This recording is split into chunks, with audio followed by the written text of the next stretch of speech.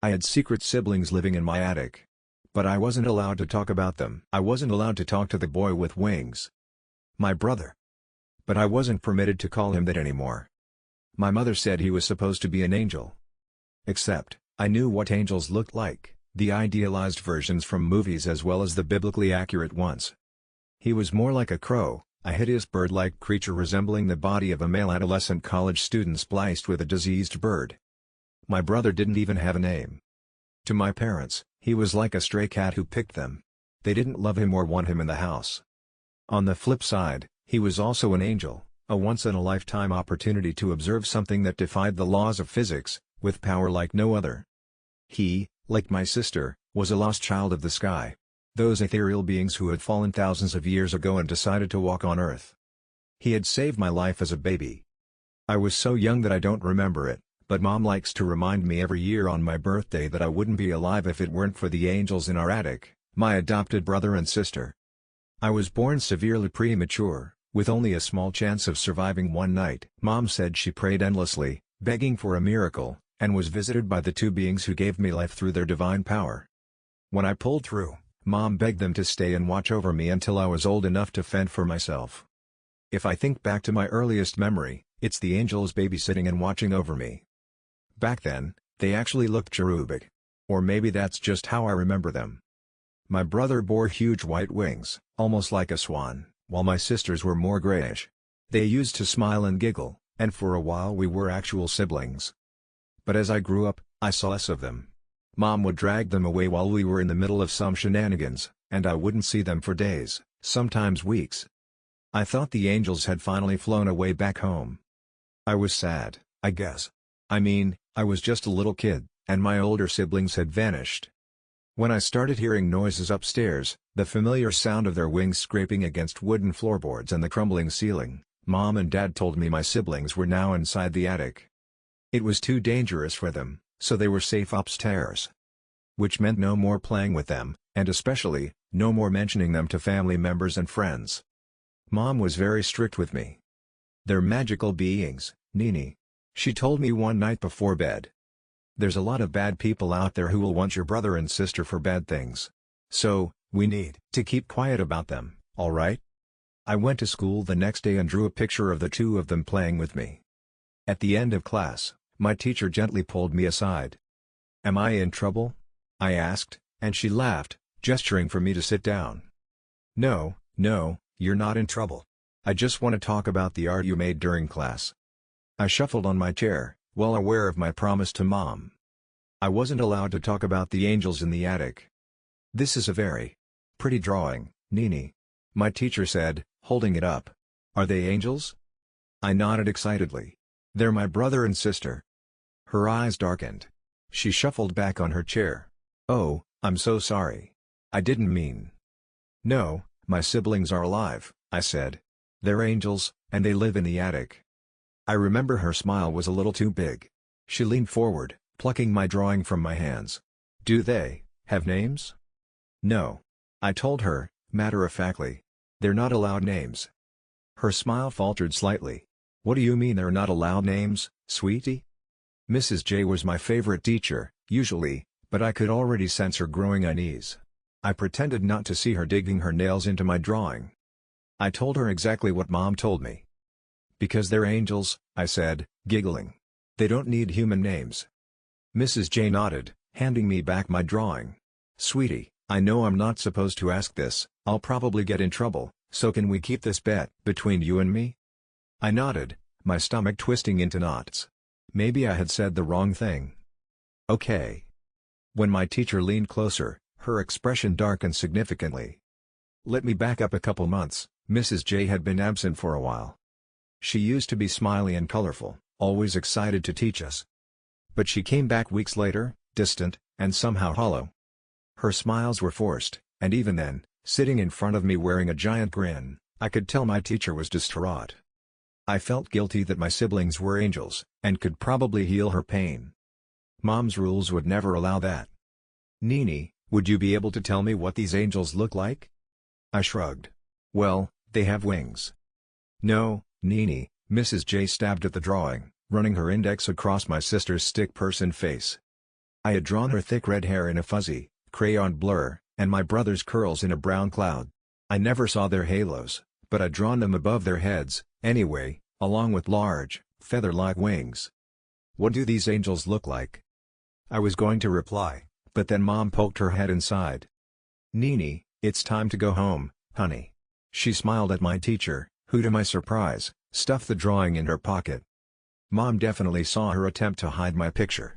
I saw her demeanor stiffen slightly, her arms already defensively crossing over her chest. Mrs. J, is there a problem? My teacher jumped to her feet, faking her smile once again. I was just talking to Nini about her homework. Mom nodded slowly, maintaining her expression. I'm sorry about your children. She cleared her throat. They were so young. They're my babies, my teacher's voice splintered. I'm sure you understand a mother's grief. Please excuse me. I'm here if you want to talk, Mom said. We all know Adam liked to dabble with recreational drugs. Mrs. J's smile faltered, and I saw the switch from my teacher to a parent. I don't need your pity, she spat. If I'm honest with you, if I hear one more person telling me everything is going to be okay, I am going to lose my mind. Thank you, but I don't want your sorry. I don't want your condolences. Her voice broke, and I immediately wanted to give her a hug.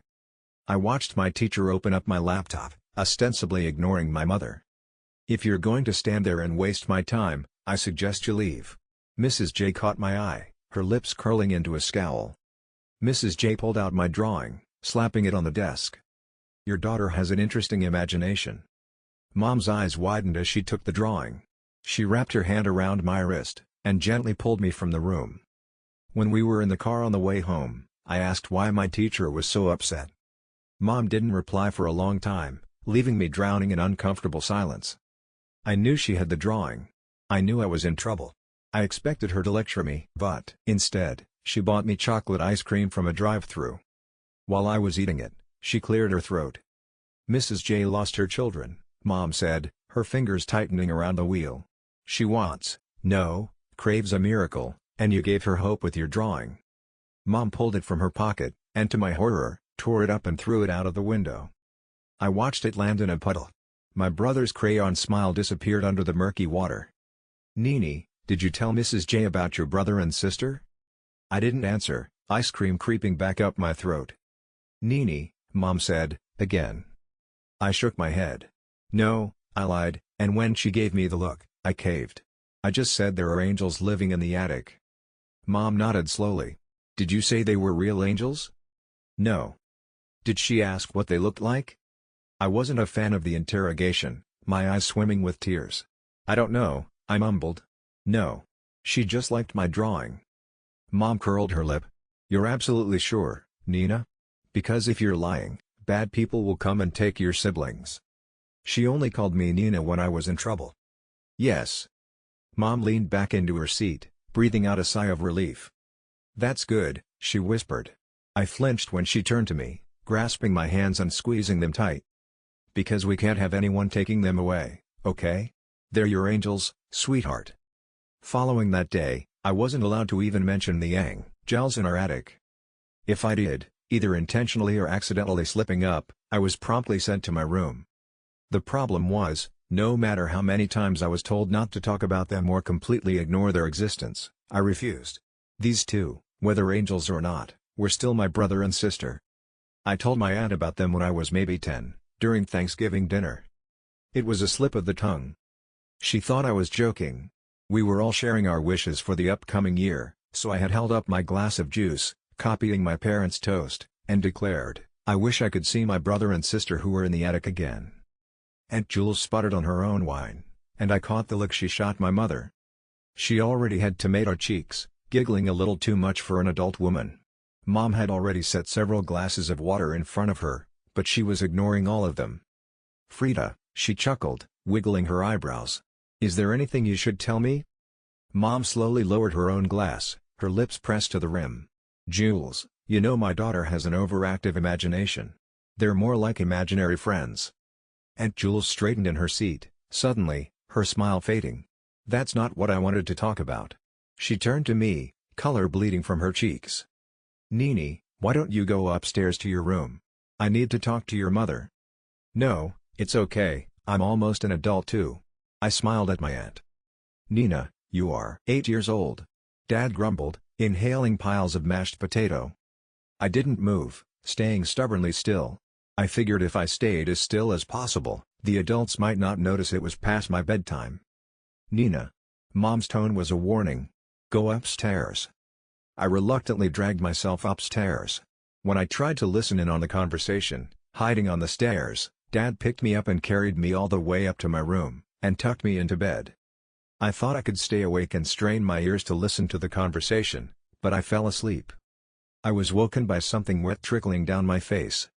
Opening my eyes, I found myself staring at a single puddle of red pooling from my ceiling. I sat up, swiping my fingers down my face. Blood. When a lone feather hit my cheek, I jumped out of bed, my heart hammering.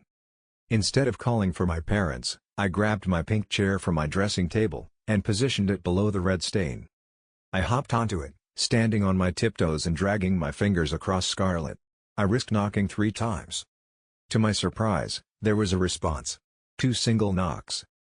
"Are you okay?" I asked, pressing my face to the ceiling so they could hear my voice. Another single knock. "No." Something ice cold slithered down my spine. I tried again. "Are you hurt?" "Yes." His voice was a soft sob. I jumped, almost toppling off of the chair, hearing my brother's strained voice. End of part 1. Don't forget to like and subscribe.